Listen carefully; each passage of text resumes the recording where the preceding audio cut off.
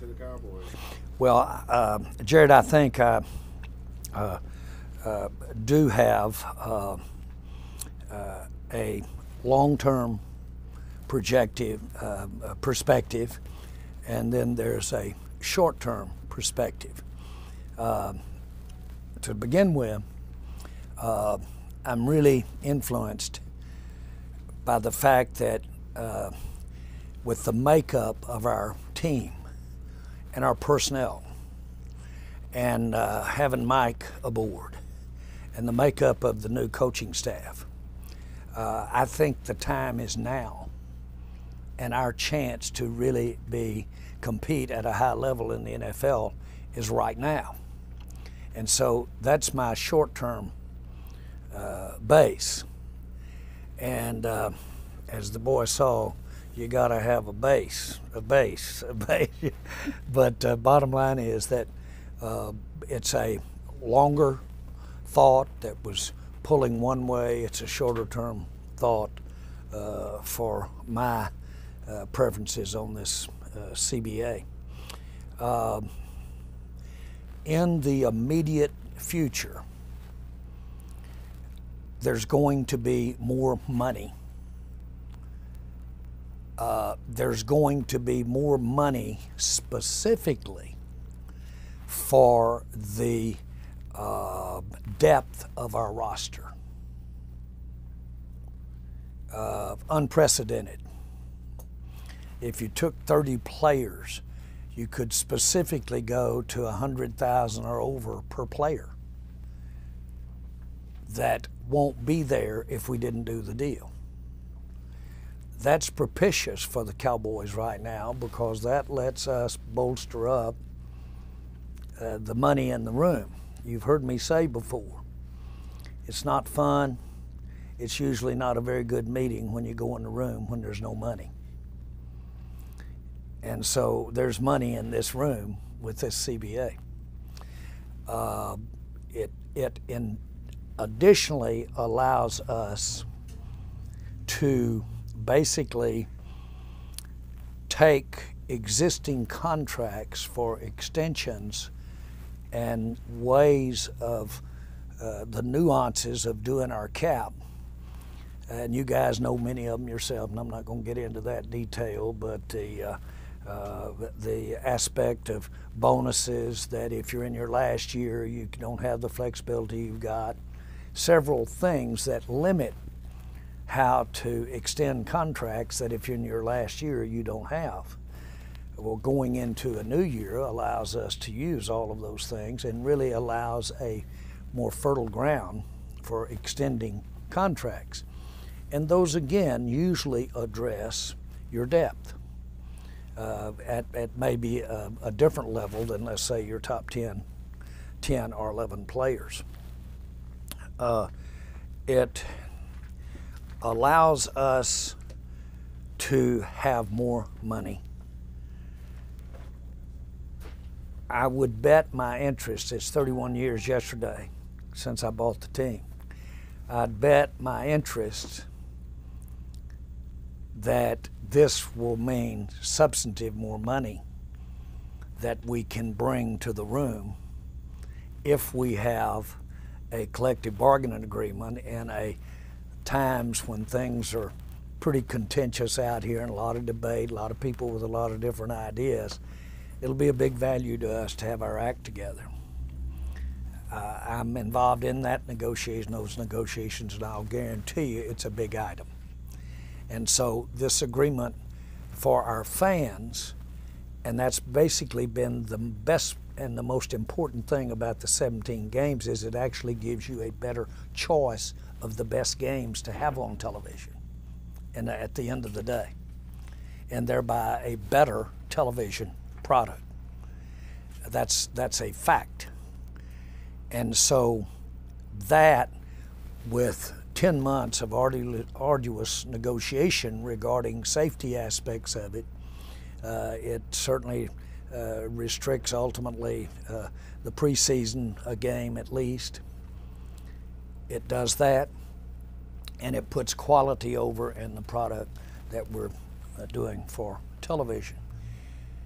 So from that standpoint, it's good. From the almost obvious standpoint, it removes a very strategic thing for us, and that is we only have one, we lose the transition.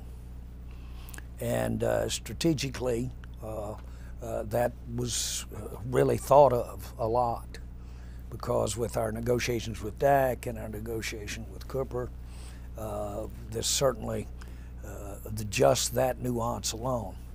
But the overall benefit to the game, again, the idea that as a long-term thinker, looking back 31 years ago to what we've had, as well as the benefit right now, offset the fact that it does give us a bigger challenge in keeping some of our top players. But our top players that we do have will be better because of, I think, the improvement to the depth of our team. So that's it in a nutshell. There's $3 million. I mentioned to you $3 million. Dak, under the new plan, last year, Dak Prescott would have earned $1.07 million more last year under the plan. Ezekiel Elliott, prior to his renegotiation, his fifth-year option would have increased by $2.1 million under this plan. And under the new CBA, a player like Connor Williams, our second-round pick in 18, of his play time in the first 2 years, which we expect his 4-year salary will increase by $1.1 million. He isn't eligible for any escalators under the current CBA.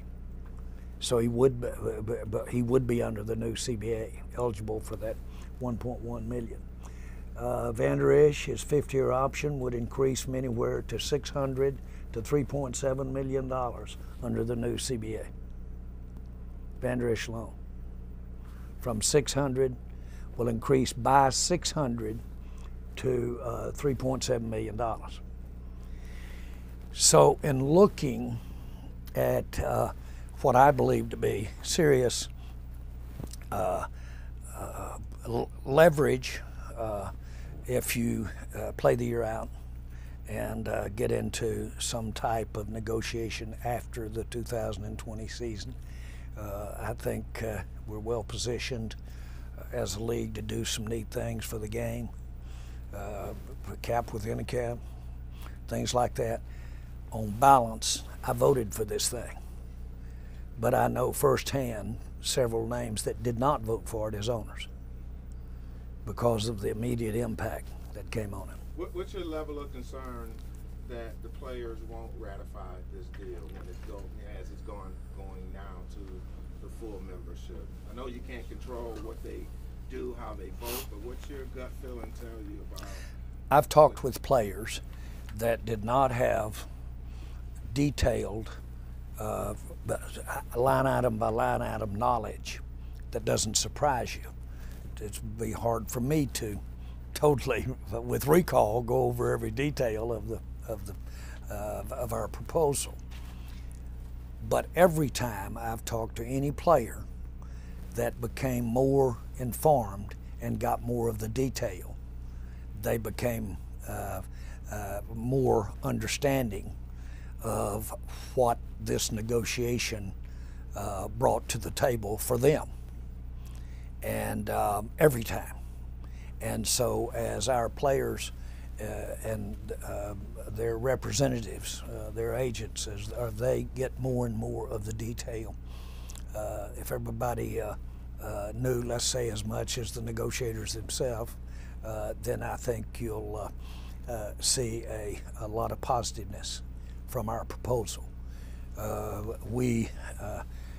If I'm saying anything to you, I want to be sure and let you know this is not something that is all in any way positive for the Dallas Cowboys.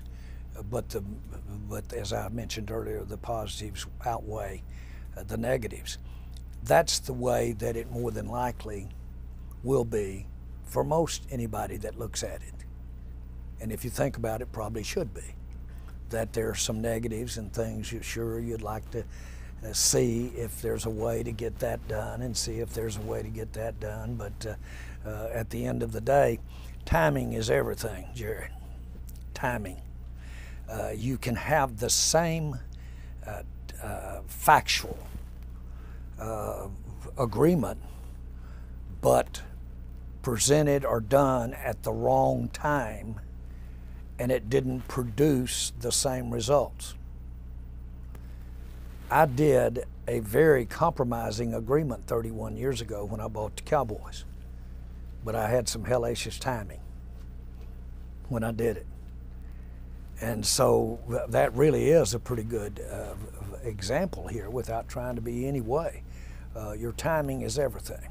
It is critical. It is critical that we all recognize that where our timing is, economy, where we are with our game, the popularity of our game, the scene all over just the way things are right now.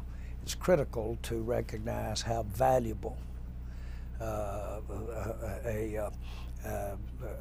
perception is to going forward together for the next several years as the clubs and the players, what that could mean for us as far as having money in the room for everybody. What's your reaction to when J.J. Watt, Russell Wilson, some of the bigger names in this sport say, no, I'm not going to vote for this? Well, I would hope that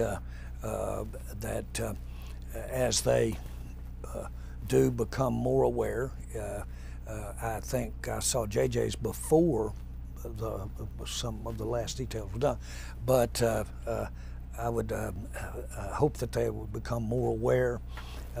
If you really look at it, there's no way with a constituency of approximately 3,000 players, there's no way for everyone to agree and not put more of an emphasis on one aspect than the other. The same way that it'd be impossible to have 32 owners. It's just going to have differences of emphasis of the value that is there. And to make something like this go with all the constituency, and I include probably the smallest constituency is the owners, the largest constituency, the fans. To get all of that together with players and coaches and fans and media, which are important, and I'm not playing up to you, it's important. I'm not. To get all of that together and come up with something that you could actually put in place is an amazing thing. And you really do have to have some inordinate positive juice to grease the skids. And we happen to have it in the NFL. And it's called our revenues. And so that causes us to be able to do a lot of things, much of which we accomplished in this agreement. You asked the question, I think, just from my years here, as well as my experience in business, you've got to say at some time it's time to go. And I walked out of I told the players the other day, I walked out of a room 31 years ago, and the guy that was selling it to the team waved me back in, and we'd been there all day looking at all the details, and he said, Jerry, I've got to get on with the rat killing. He said, I've got to go. And he said, I need you to tell me if you're going to and what. And I need it in the morning. Well, I went back in to all my advisors, attorneys, accountants, and all that. And they said, are you plumb going crazy? He said, there's so many things here. One, you could be in court for the next 10 years before you could ever just be a part of who gets to be the coach.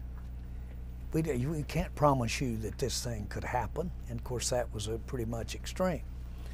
And I went back to the hotel room, didn't sleep much, got up on a piece of the hotel's paper, wrote a number down, walked back in, looked at the same guys that said to me, don't, you can't, don't, what? Walked over and popped it on that desk. Mr. Bright looked up at me and looked back down, looked back up at me and said, congratulations, you're on the Cowboys. Just like that. And I had to flip a coin over aspects of the details, working it out later on. I really got screwed. I ended up with the Dallas Cowboys. Okay. Yeah. You talk about the timing and why the timing is right now. Does it have anything to do with the stock market and how things are going, or it just because of the CBA deal? I mean, the TV deals are coming up, and you want to have that. If for no other reason, it just all works right now, and we are really got a great story. We're improving the games, the product. We've got an economy that is booming, and we read every day about all those ifs. And it just works and works good right now. And I would say this: I'm on probably my last contract, and so I'm a now man in that respect. Right. But I'm a long-term thinker, because long after probably most people, their lives here, the NFL, I think, is going to be blowing and going. So that's not the way to look at it either. But I tried to give you a reason why, even though I felt like maybe that we're better off waiting a year and having the leverage that we don't have today, our leverage. I thought timing, everything concerned, my team, where we are with our team, this is time for us to go. So I voted, although I said earlier, I think I could give you a case where it's would have been maybe a different way to go, and I did have to grapple with it. For you, given that you view this as your potential last contract, your last CBA, what does this mean for you to have been part of the process of negotiating it? Is that something of something you take personally to ensure that the game is taken care of as you move on in terms of CBA negotiations? It's such a it was such a privilege to I just stood back and marveled at the frailties of how something like this, what it has, the makeup of it, the process, the negotiation, the different influences or the levels that cause each of the constituency, players, owners, fans, management, all that to go, and to bring together something like that. I spent the first 10, 11, 12 years of my time in the NFL. We had no labor contract, and we were working off of a deal that had been agreed upon, and then we had Plan B, and it was years of all you did was go in the room and say, who can we negotiate with? We didn't have anybody to negotiate with. There wasn't any real legitimate representative. And of course, you just, and then of course, through an evolving, a leadership probably happen. I don't know where those come from, but then all of a sudden there was Gene Upshaw. And then all of a sudden Gene Upshaw started putting it together. And all of a sudden you had somebody to talk to that might be able to go out and organize it and create, because a union is a product of all kinds of diverse knowledge, all kinds of diverse. In our particular case, you got some guys that do it 15 years, you got some guys that do it 1 year, 2 years. This agreement really will help those that really, the lesser yeared guys, in my mind, this agreement will help them be players longer. I believe that.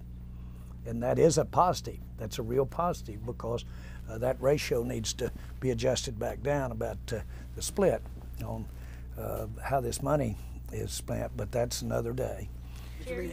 Adjusted back down from 40 back? Well, we just have a lot of the money going to a small percent of the players at the top. Okay, you meant that way. Yes, Okay. and that is because a game requires so many players. That could be level, and that's not in any way directed at anybody. It's just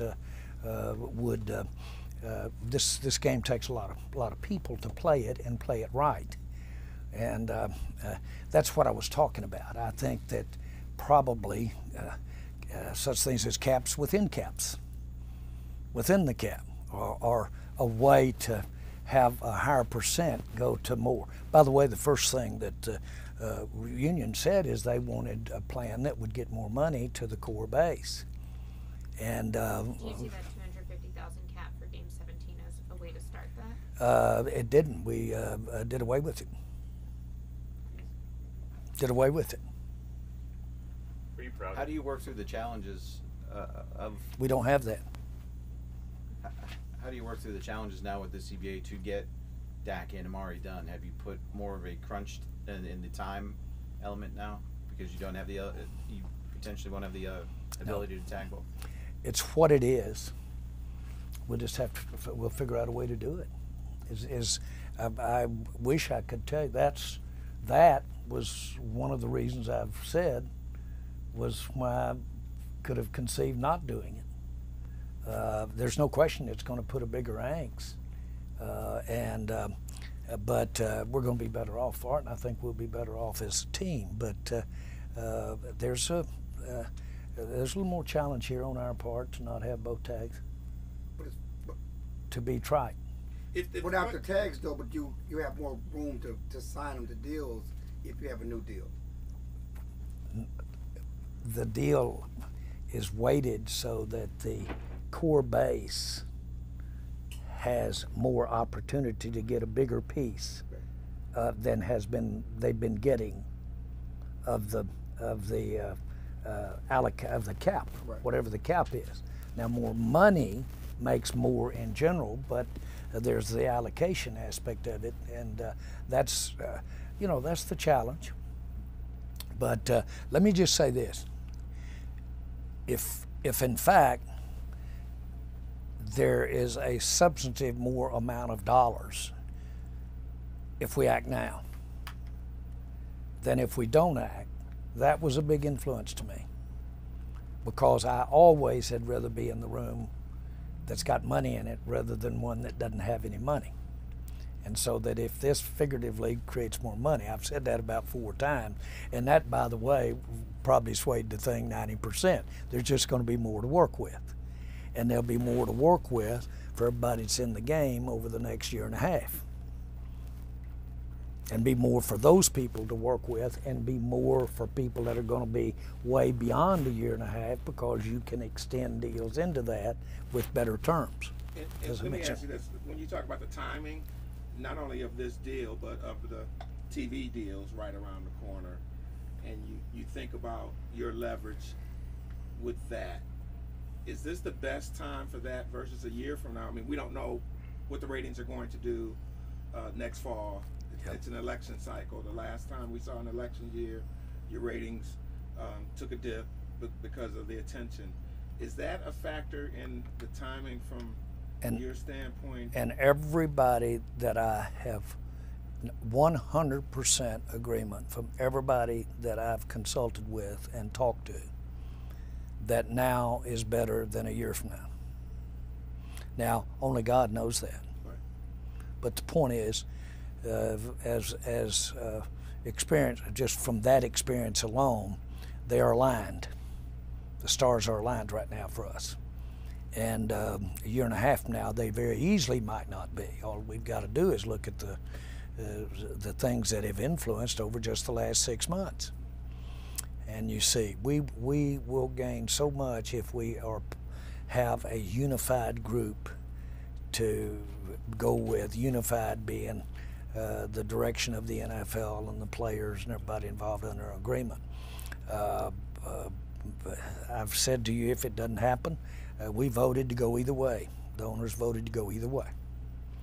And the problem is, you've got to go now, because we have got the league going, and we're fixing to use parts of the old deal that won't be available to us in the new deal.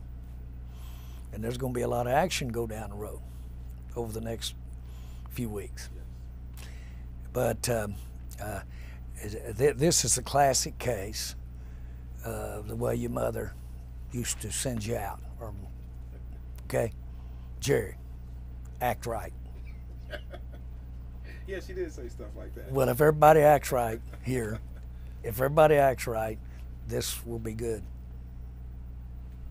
Do you feel a level of pride, just your involvement not only in this collective bargaining agreement, but those in the past, if indeed this was your last CBA negotiation? Well, I mentioned my experience in the first years as an NFL when we didn't have one, and didn't have one that for 10 years, at least 10, that had happened. And those rooms weren't full, those first 10 weren't full of imaginative new ways to present our game, things to do for our fans, and getting new stadiums and creating things of their, the very mention of them reminds us that's where this revenue is coming from. That wasn't the order of the day, the principal owner. I was in there gunning because I'd just expended the most that had ever been paid for a franchise ever. And so I had to get out yesterday and create some revenue, or I was dead meat.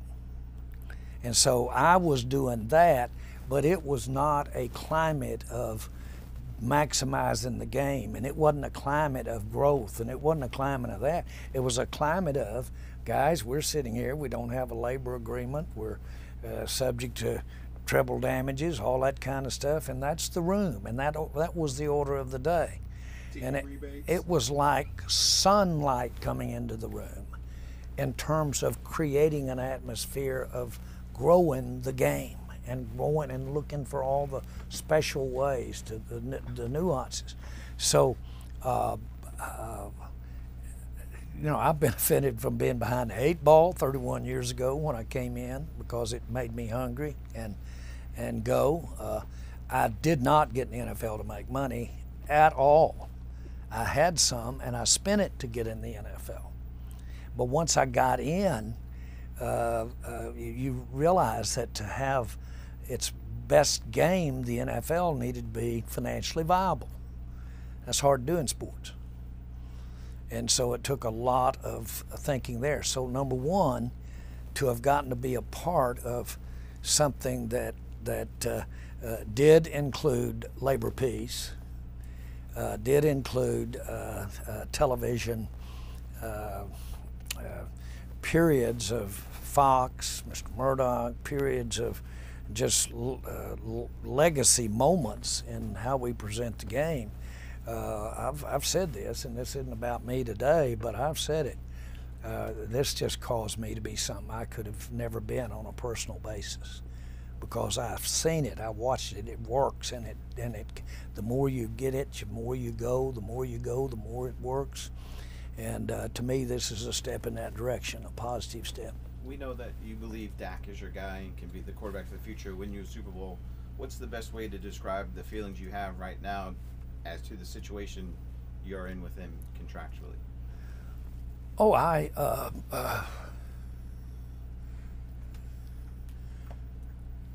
the same as I feel about Stephen.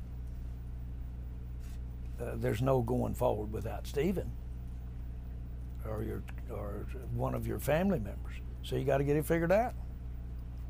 But there's no frustration or disappointment or that you're in this spot because you've not been in this spot with a quarterback. I actually understand when I twinge, and I know how he must feel when he's feeling that. We've done this so many times, and I've done it so many times away from football. And so I know what's happening to you when you get irritated or you get put off or you're not happy with who you're negotiating with. I had a guy come to my church and tried to explain why you should get a liberal arts education before you get your attorney or doctorate or engineer degree. You should learn about life. And he said, picture a guy that's had a wreck. He's not educated. He almost severs his hand. Blood's going everywhere. And he breaks and runs for the woods and gets up in there and either dies of loss of blood or dies from shock. But the same guy, educated about the anatomy of his body, grabs his wrist and holds, knowing because of his education his best way to survive is through help coming, and sit right there and do that. And his education saves his life. Well, that's what we have when we have been through this a lot. And so you know what you're feeling when it looks like that. But when you know you want to get it done, and it's going to, for all practical purposes, now I don't mean this, but I mean it. This is a deal that ultimately I have to do, and will have to. When I say do, I have to sign the check. Okay. So it's got to fit. It just has to fit, and it has to fit a lot of things. And for me, this is not about Dak. It's about the team and about how to win. And that's not being in any way negative. I think the world of Dak, but it's about the team. And if it doesn't feel right, it won't happen. How would you describe the discussion you guys had with Todd the other day? I don't make anything of that, one way or the other. Would you say you're That's not what counts. What counts is when you just decide it's time to make it work. But all of that kind of stuff. Now, don't get me wrong. I'm not demeaning the meeting and demeaning Todd or Stephen or anything. But what counts is when it looks like it fits. I'm just proud for Dak, and I'm proud for us that we've got the resources to make something happen. Life doesn't have to be that way, but it is, and I hate to be general, but it is it's a vague thing as to when it happens, and you said it's time to go.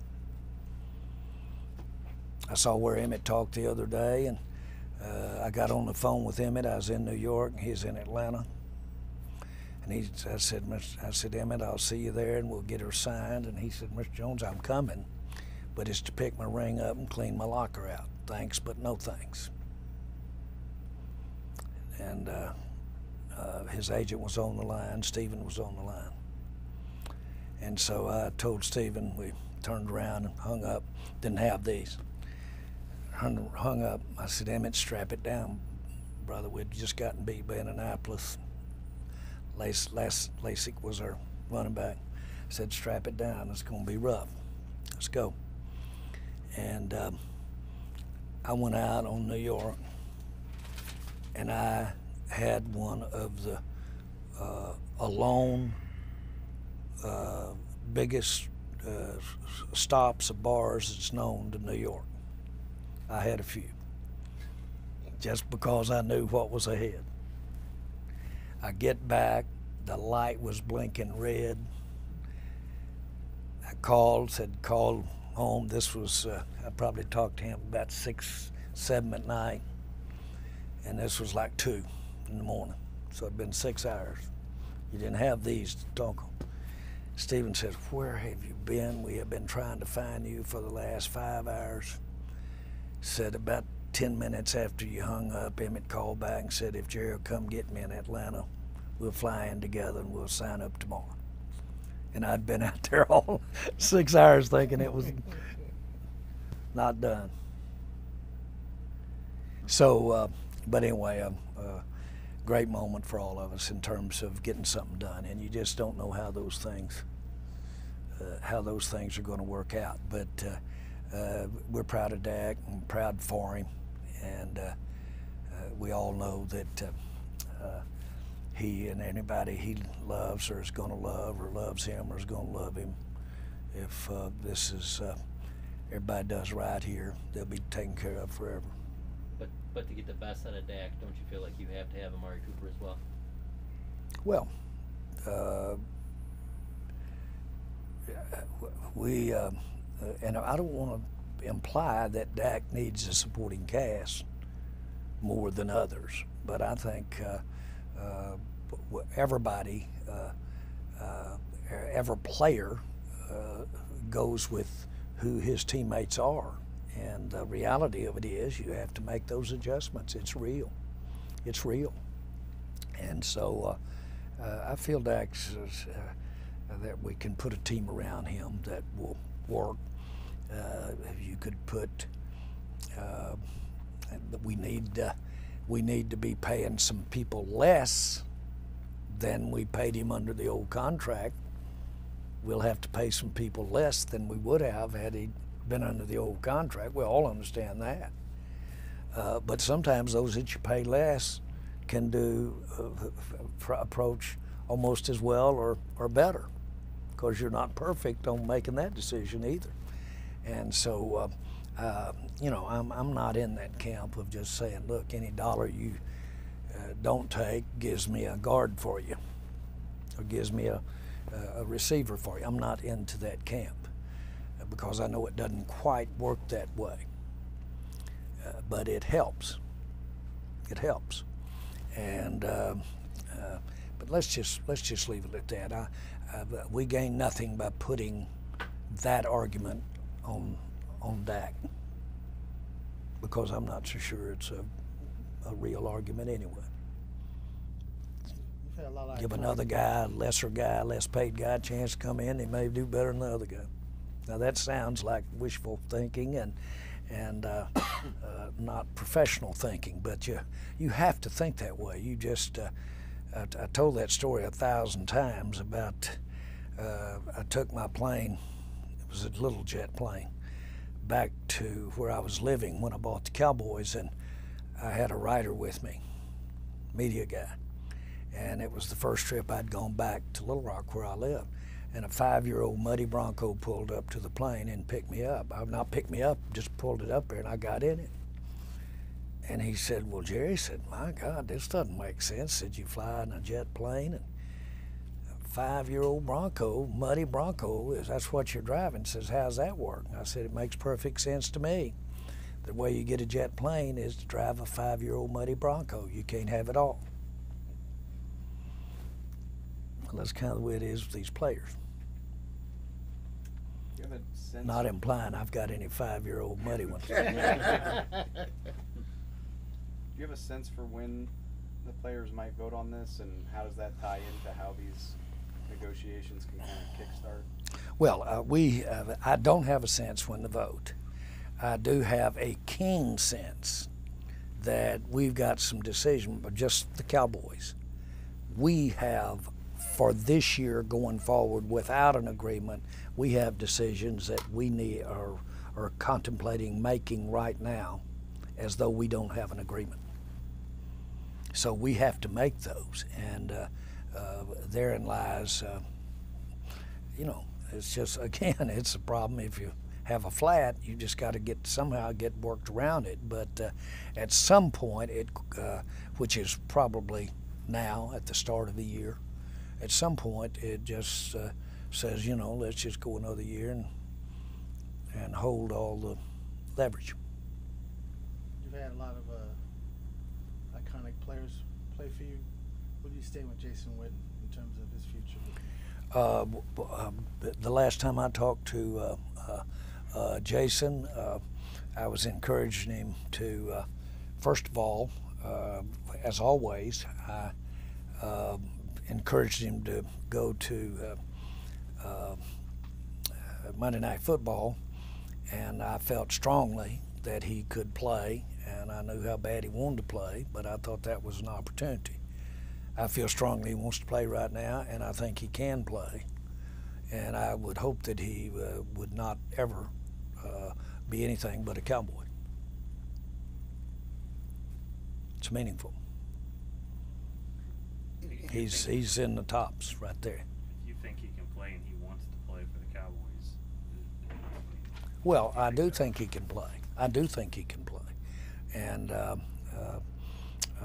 we've. As I sit here right now, I think he can. I do. I think he can make a real contribution to the Cowboys. be the holdup for him coming back? You know, generally, I want it to work with Mike, and not Mike being the holdup. I don't want to say it that way, but and he does too. I would say that Jason feel like I would say the holdup one way or the other of Jason being comfortable with the fit. Jason being comfortable with the fit. Of his role? Yes. Yeah. Mike spoke very highly of Randall Cobb yesterday and how he feels he can use him in the offense and in that transition. Do you view that as a key priority among your others in free agency bringing back? Yes. Randall was. I thought he had a great year as well, but he to step in with the fresh group and be and have the leadership that he had. He was respected the minute he walked out there, and he the word we often use, but he was just and is so professional, and I feel good about his health because of last year, and it's would be an advantage to the Cowboys to have him here with his background with Mike. When you look at the team, and what are your biggest needs? You know, obviously there are a lot of freighters on defense, and you got a lot of guys on offense back. Is it the defensive line, cornerback, safety? What are the needs that you have to fill this offseason? Yeah, I think I'm going to speak to you in the reference to the draft, Okay. not the overall picture, Okay. but just to the draft, because I don't know if we answer some of our questions with returning players that are free agents or at a not certain status. Now, if we answer those questions there, I don't want to get into that. But what I will tell you in the draft is the best player that's sitting there, the very best player. One thing that Mike has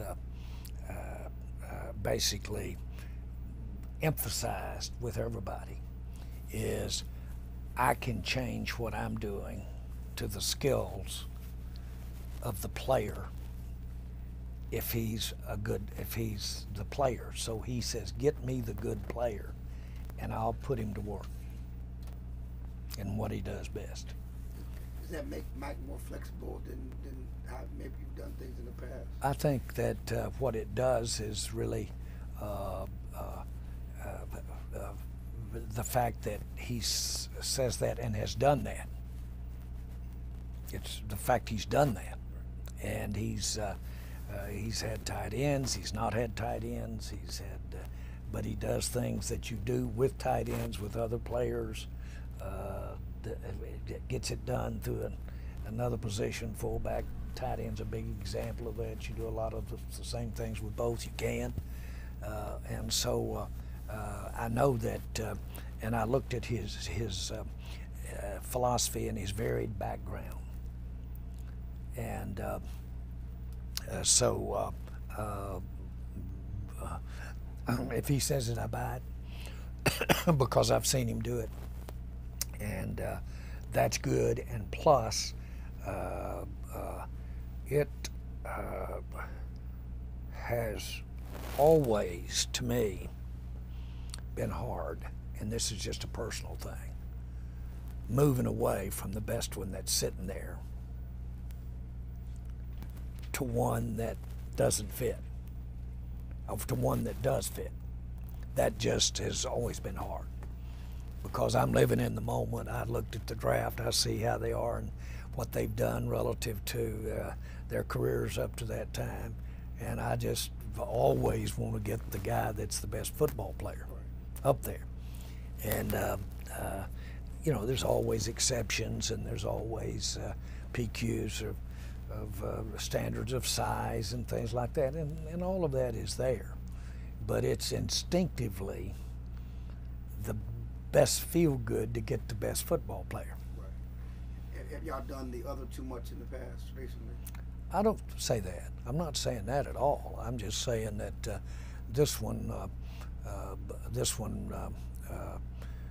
is a good feeling to do this, and we're not going to make any mistakes. We're not going to compromise. It should sort its way out in the evaluation of it, but it started off when I walked in here, and Tex Ram said when he was with the Rams, he had something like, if you guys could name them, but he had 4 quarterbacks out there at the same time, and ended up trading a couple of them for a boatload of draft picks. And so very first draft, I took Aikman, and then took Steve Walsh. Boom, boom. One in the regular and one in the supplemental. And turned around and traded Steve and got made some money there. I mean, not money, but draft picks, some equity there. He was right, and we did it within a couple of years. So, you know, I really would emphasize the best player here. Is Byron Jones going to be too expensive for y'all to keep, or too expensive at the value that you have him? Yeah, that's not a given. That's not a given, but it's certainly pretty plain to see that when you have the players we have right now under contract, plus we have arguably 3 of the top free agents there are out there, that and we have the prospects of this collective bargaining agreement, that we've got some work to do. That's a real challenge. And not having him back puts, I would assume, would move cornerback, or cornerback might be near the top of your. Well, again, I just said it, but certainly that's one of the there, or go for less money with a free agent. But that's we've got some good players. We had some good players. We had on our roster last year. The players we're talking about were good players. It's disappointing that we did not have more success last year. A couple months removed from the end of the season, why do you think that is, or what were some of the top reasons in your opinion that you feel the talent didn't necessarily? That are the top agents. I mean, free agents. No, the talent not Why didn't you have matching. success? Yeah. Talented Why players during didn't the we season. have success? I'm so sorry. Yeah, I given the didn't talent you hear had on you. the roster in 2019, why don't you feel like you had success to match what you thought the talent was? Well, I just think we at critical times, critical games, we didn't meet the mark. We didn't stay. We didn't. We had across the board. We had top players that didn't step up, or when I say step up, have big games against some of the better teams. And it wasn't just some of the depth that didn't have big games. We had several times it not happen, and that has to do with why we have really, in the last 2 years, we've really made some pretty dramatic last year we made a lot of coaching changes. And of course, we turned around and made them for this year. And that has everything to do with how we're playing on the field. And but I want to emphasize across the board, it's not just the coaches, it's the players that didn't get there in the game, some of the bigger games. Last year, he said it was immediately following an emotional loss that special teams to you is all coaching. Do you think that's fair, or do you think that there can be done more to really emphasize that this offseason when putting together the roster and improve who are the core special teamers, who are specialists, and taking a really hard look at their movement? Yep. I've always believed that, and I got it as a background here. We spent all my college career, we spent the first 25 minutes of every practice working on special teams, led the nation my last 2 years in special teams. and won a national championship, and the best team we had out there was special teams to win the nationals. I've always believed in special teams, and certainly special teams have had major adjustments, which can be couched as de-emphasis in the influence of the outcome of the game. It could be special teams today as opposed to where we were 5 years ago. But certainly last year showed me that that doesn't mean you should in any way de-emphasize trying within the rules, because some teams that won some big games, namely the one I remember the most was New England. They won and made big plays on special teams. So maybe the de-emphasis of special teams puts a more emphasis on the coaching. I think that may be the case, and so it's probably even more so. Where does Robert Quinn fit into your priority list there? Well, he's one of the top people that players and people that I've been associated with. He's the real deal, and I'm real proud to have had the time that we've had together. Number one. Number two, he really helped us last year. And so I'm hopeful that we can do something to keep him. When you look at the 60th year for your franchise coming up, how have you tried to tie the Landry era in with your guys? And how do you think that relationship goes between the Landry era and the Jones era, when it's kind of split right down the middle? Well, it is unbelievable. I'm looking at Jarrett. Jarrett was there, I guess, the same day I got. Be careful now. Be careful. But we were both pups back then. But I'm looking at Jarrett, and 31 years ago, he's one of the first people I met, saw him, and that has not had to. That hadn't required a strategy. If I look back with the organization, if I have one area that I could have done better and made better grades and done better in, is incorporating the former Cowboy players in more of what we have done, activities off the field, as well as anything they might have been able to contribute on the field. But off the field, I have often said to a lot of people, that's an area that is very substantive to what the franchise is about. Tradition is a big part of the four cornerstones of running a franchise, tradition.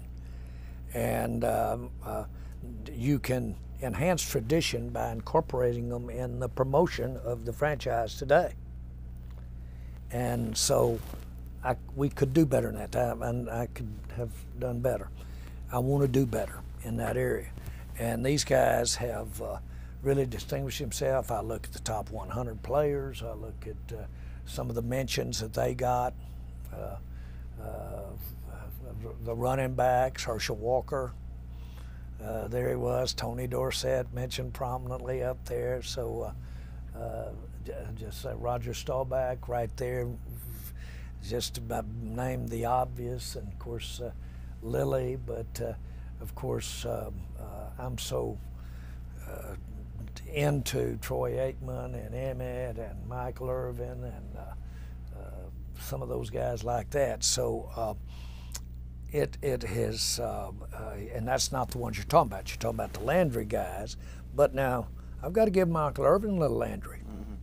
It wasn't but a year or two, but I've got to give him some Landry. And so it has not, it has been very good, but I haven't been as good as I could have been to help it. And I'm going to do that more. as we go forward. In what way do you think? Just physically, just having them encourage them to be at more things and incorporate them in some business of the Cowboys. It is so the legacy, the tradition. You know, Tagliabue's famous 4 deals. It's tradition, it's competition, it's business, it's entertainment. Step out of bounds on any one of those and you'll get your head handed to you. But you can't forget any of them at all because it takes away from what you got here. And so got to really put that emphasis on that. And of course, you know, it's not that I don't talk to those guys. You guys don't hear me say what goes into thoughts about the Ring of Honor or thoughts about anything, but I do get a lot of input from some of those guys, and I listen. Roger Staubach in particular, and Roger called me the very first when I was thinking about interested in doing something with the Cowboys. Well, Roger was I came down and watched the game with Roger in Mr. Bright's suite, and watched it with Roger and Charlotte, and Gene and I came down and watched it with him, and he said right then, I'll be involved in any way I can be. And he's been the best. You've been very thoughtful when it comes to the Ring of Honor. Will you do something in 2020? Right now, it's not on my mind at all. It is not. And regarding Jimmy, we have such a big year ahead of us there with Jimmy and his celebration, and I want that to be the focus period for that. And everybody said, well, is that the right order of things? Well, Coach Landry was in the Hall of Fame before the Ring of Honor, and so there you got 2 greatest coaches in history of the Cowboys, and so they can be in the same order.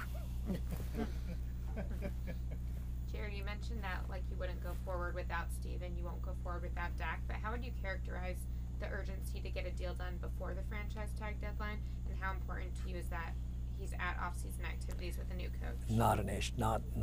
It has no bearing. It's a technicality, and we certainly have and are going to keep his rights. From that to be trite, and we're not going to let a technicality issue the thing. But it has no. It's not a concern of mine. Dak is understands.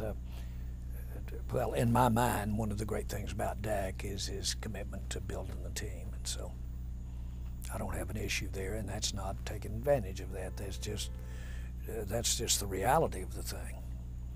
So you anticipate? I am not in any way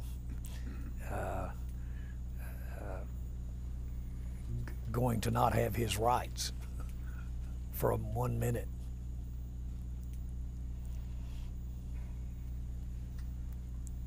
Which tag, is there a decision to make Oh, as to no, which tag you no, use no. if you need to? No, I don't want to get into that kind of detail, but I'm just not going to wake up here and have, well, I've said it, and I don't mean to say it in a trading way. No, I just mean to say it in a next breath way. Of course, we're going to keep his rights, but it's not a sensitive. It's not a sensitive thing, and the reason is there's already been more put on the table than to show that would do what it do everything it takes. When you start talking about this kind of money, the top end of it is not an indication of how you feel. How you feel is it's pretty hard to.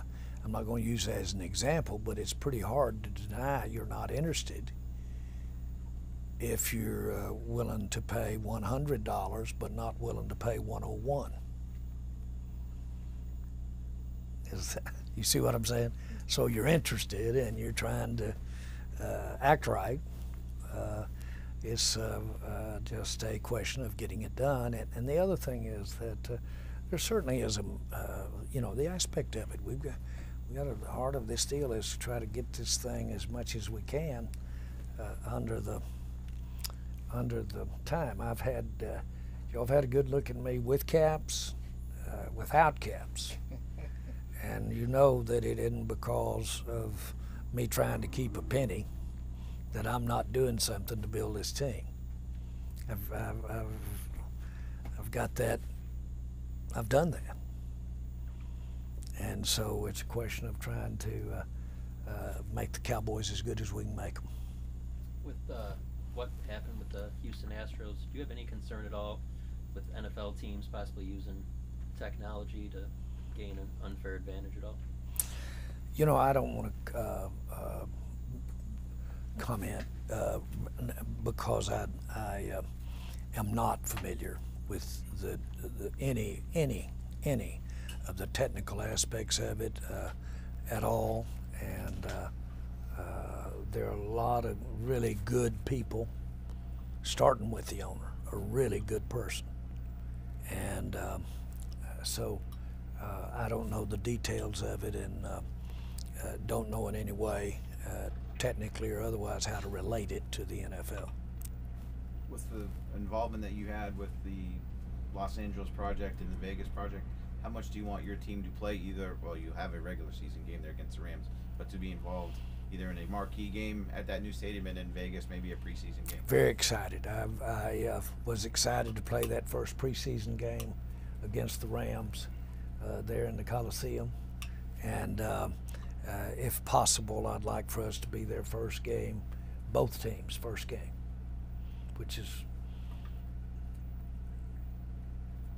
not impossible, I guess, but First regular season. One preseason, one regular. yeah. You mentioned it, caps, no caps. There are a lot of people say, man, imagine what the Cowboys would be like if there was no cap. Jerry could go get everybody. Do you ever wonder what it would be like if there was not a cap, that you could go get anybody you wanted? Well, and why is the cap a good thing, I guess? Well,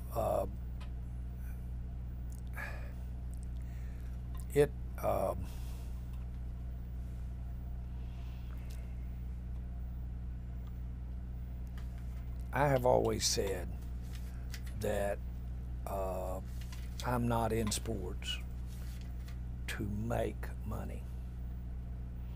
The proof is that how I got in sports.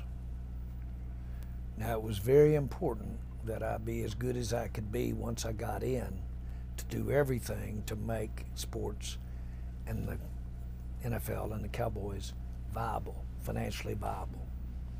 And that financial strength,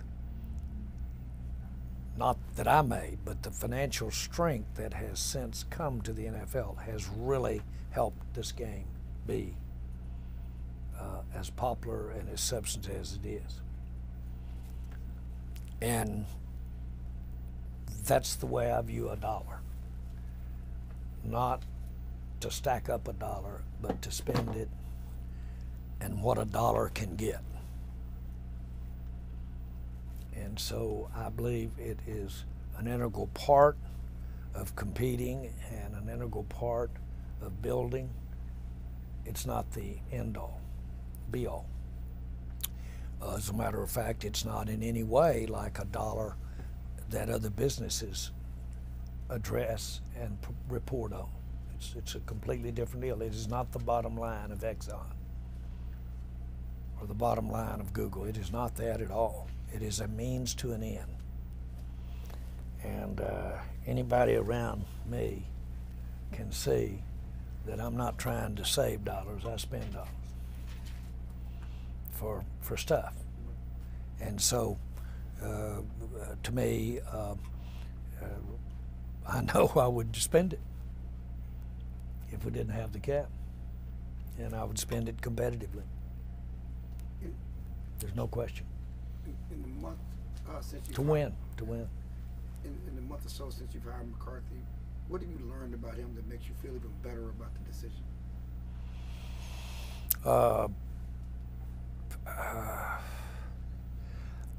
I like his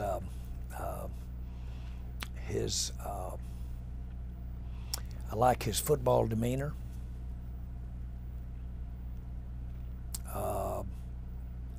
And because I like football, and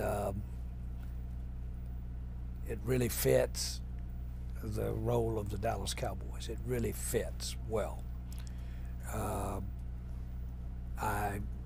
His experience shows up and on every issue, his experience. And probably the most important thing is how fortunate it comes across, how fortunate that he feels to be here and be in the NFL and be coaching and be and have an ability to compete at the high level that he thinks we can compete. So he's gracious, he's decisive, he's appreciative, and I love his story about as a family he thought maybe he was too much into his occupation coaching and not into raising those girls enough and son, and he and his wife both thought maybe that was the case, and when he got his year and saw how it was when that was the case, they both agreed you need to get back in coaching. That's the best one of all. I don't identify with that, but I can identify with 46 years of, not 46, really probably 20, 25, not being around the football, smelling the grass, just being around it, touching it. And so I had it. I must say that it wasn't all pretty and pleasant, but I did have it. And when I got back in it, when I bought the Cowboys, I certainly showed that and would be I was overzealous. I'm still overzealous because I love to be around it. Believe it or not, I like to be around you guys. Hey, our ass could be sitting on there talking about a lot of other subjects, and wouldn't that make you want to do that? The fact that Andy Reid has taken a second team to a Super Bowl, won a Super Bowl, give you hope, because that had never happened. The second coach winning the Super Bowl with another team, give you hope that Mike doesn't have to be the first. That that stigma is maybe gone. Oh, I think the guy that's been to a Super Bowl has really got his odds just went up of getting to the second Super Bowl. And I know that will bear out in the stats because of how many people that have never been near a Super Bowl. And so that's an easy one. But the bottom line is, I don't believe there's any question. And I believe Mike has Mike played in coached in a Super game that didn't win the Super Bowl? Do y'all know? I don't think he has he? I don't think he has. But I've been told that the greatest motivator there is to coach a team and go and not win it. Now that'll really make you sick or make you want to go do it. I've been told that by guys who've had that happen to them. But that's I would say again, I know, I feel his feel good about getting back in, and frankly, getting back in, this is going to sound a little smug, but getting back in with this team, this makeup of this team, and with our franchise. It shows. You heard the talk about from Dez Bryant wanting to come back and play. Have you visited that at all? I have not talked to Dez directly. I've been thinking about it a lot in the shower. Yeah. I have been. I'm not dismissing it. I mean, I don't want to sound like it should be dismissed by saying that. Right. I'm thinking about it. Have you Why? s- Why? Well, because he's an outstanding player, and you know, the obvious is the obvious. He's had a serious injury. He's been out a little bit, but Dez a great player, and the obvious is the obvious. Is he still a great player? And we know Dez better than anybody. I know him better than I'm going to say anybody. Do you have any misgivings whatsoever about contentious nature of the way it ended with him a few years ago? It didn't end that way with me and him, and it didn't end that way with me. And I understand completely how things can end that way. But I've seen some. I've seen those types or those characteristics of people and organizations ending, and those are reparable. They really are. Because the best of him will, and again, I'm not trying to get sentimental here, but the very best of Dez is what I remember. Very best of it. Heart that big. I remember a lot of good things, and far overshadows the negatives for me as a player. Would that be a situation? Now the question is can he perform, and can he overcome that injury, and can he get in the kind of shape that it takes to be available, all of that kind of thing. Is there a substantial enough role for Sean Lee to come back and be with you guys, considering what you've given Jalen, the contract, and Leighton's status where his neck? Yes. Yes.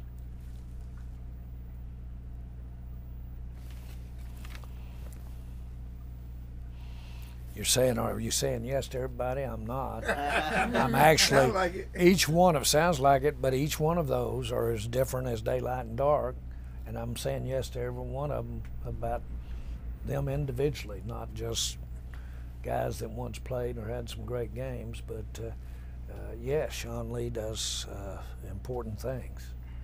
Dez has done important things. We're talking about the future. All of that makes a lot of the decision, but what really counts is, okay, what about this year? How much are you factoring in Leighton Vander Esch's neck and health into what you want to have at linebacker depth? He's 100% in my eyes. Yeah, 100%. That that was that situation.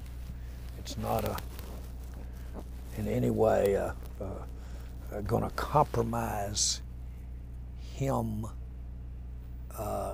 It has aspects to it that you want to be aware of, but not from the standpoint of that he's got to take something off his game or that he's got to do something differently. That was just a rare thing that created that problem for him. But the things that other medical things, and by the way, it happens all the time that in fixing something else up, you see something else. Well, that's something worth noting, but not worth not playing for. That's what you got there. But the reoccurring of what happened to him is not at all a consideration from an injury standpoint.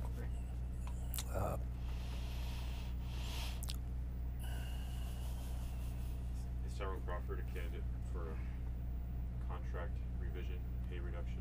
What? Tyrone Crawford Crawford? Terrell Crawford? Is he Yeah, gonna I'm get- sorry. I'm really having trouble hearing.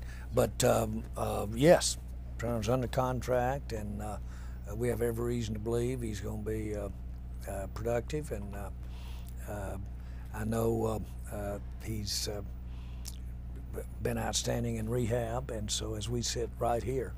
But now, again, I don't even want to equivocate, but the answer is yes with him. Possible contract structure. Yes, being on your team, not yet. He was asking if he is a guy that you would potentially give a restructure or a pay cut to. Just, I don't have an answer to that. I really don't have an answer. The answer, first part about being on the team, yes. What we do as we work through putting the whole thing together, as you know, we more than likely are going to have to be asking for several restructures to get this, to get the most out of what we have available.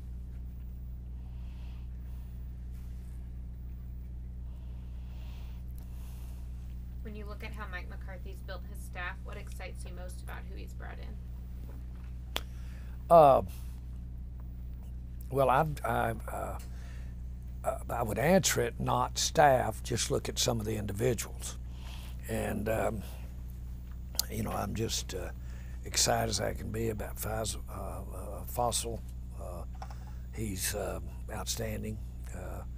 And then I could go on and on. That offensive line coach, our chief offensive line coach, Philbin, is just, in my mind, just a tremendous asset. To name a couple there, we thought Kellen had an outstanding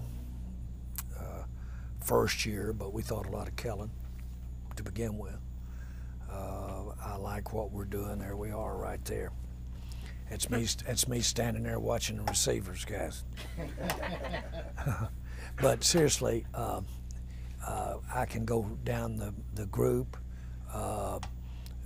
He's got people. He's fortunate. He's an experienced guy, so he had people that had track records for the most part, competent. He brought in a mix of young guys that have a reason to be there. That's I think important to have with that in any group. So the key thing is that I'm tickled to death. Our coordinator is someone that Dick Nolan told me about the third game in when I had my head tucked down after getting beat. He walks up and taps me on the shoulder in 1989.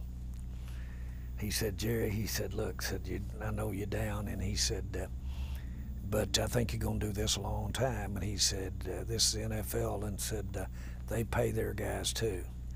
You can get kicked any day here. Said, you got to understand, this isn't lose one and you're out of the national championship college. This is the NFL. So, and there he is. He's probably that high when Dick was telling me that at the time. So anyway, I like a lot of the lineage that's involved here, and but the key thing is it's a staff that he's very comfortable with, had a lot of time, usually knows them. That's a very important thing. I've had the experience of having hired coaches that really were out here really starting new with background on their own relationships with getting coaches on the staff. And it's just because the structure of the NFL, availability of a coach that you really want is more often than not there. So I think Mike, maybe that year off had something to do with him thinking this through, and maybe even putting a few seeds out there that if he got the right thing, that could come.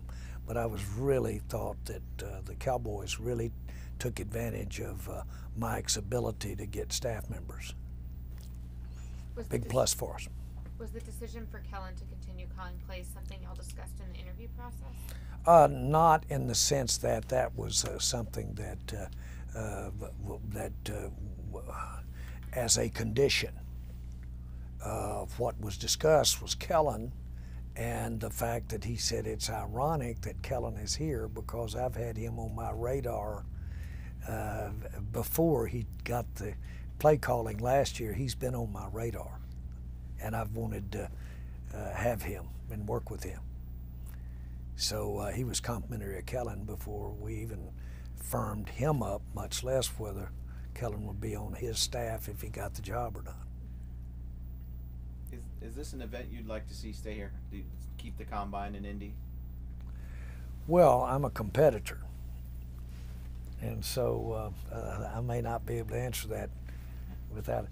But this sure is it's been a great place. It's the center of the country, and of course, they're a great city, and it's structured logistically to be able to handle this time of year with weather, and it's got a lot of pluses going for it. In terms of But we could sure have a great combine at AT&T. Thank you, sir. Okay, guys, thank you. Okay.